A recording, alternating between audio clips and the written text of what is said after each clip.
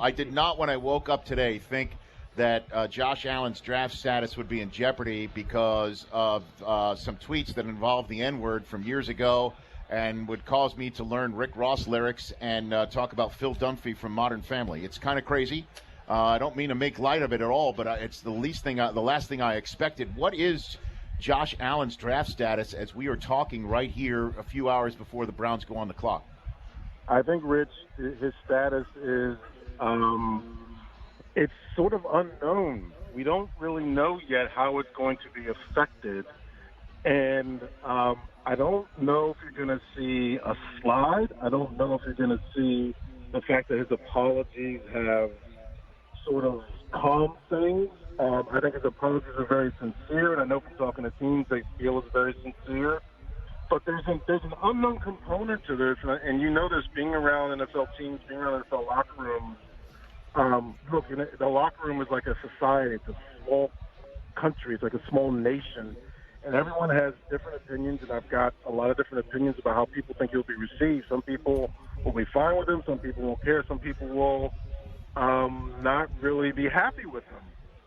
I think what teams are trying to figure out is how do you project that? What's it going to be like for him in a locker room after this? And that's part of this evaluation process. As like you said, when you woke up today and we're ready to cover this draft, we weren't even thinking about anything like this, but now it's part of the mix. It is.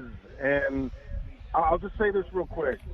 I don't like what he did and what he said, and I think many things can be true. I think it can be he was very young. He still is. He still sort of should have known the difference and known not to use that kind of language. But also, I hate what's happening to him. Like, I just hate it. I hate going through a kid's tweets from when he was 15, 16 years old, bringing those out, and someone doing it. To me, not from a journalistic standpoint, I think it's valid, but someone bringing it to everyone's attention because of some nefarious means, because either it's an agent who wants him to fall or a team.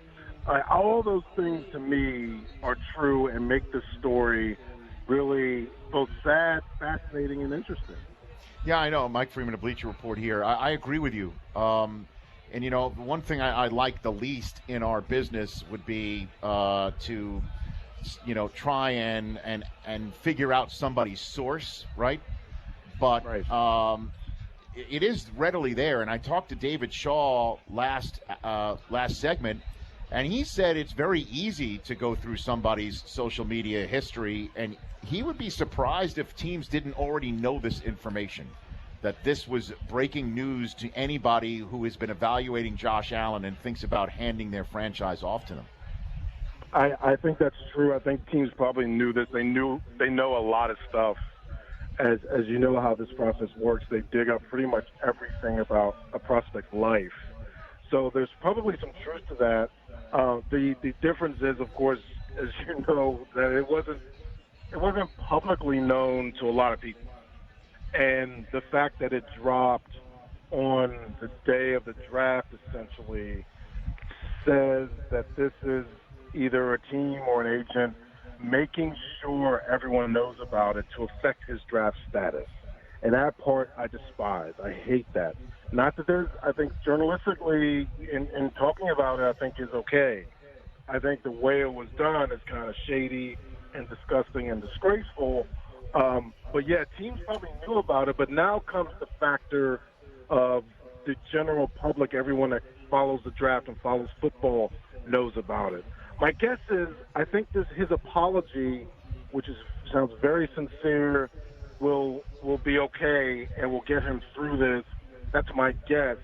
But this is sort of, in a lot of ways, uncharted territory, and we haven't really seen something like this before. We've seen social media have an impact, but not something like this. So this will be very interesting to watch how teams handle this. The Rich Eisen Show, weekdays at noon Eastern on Audience.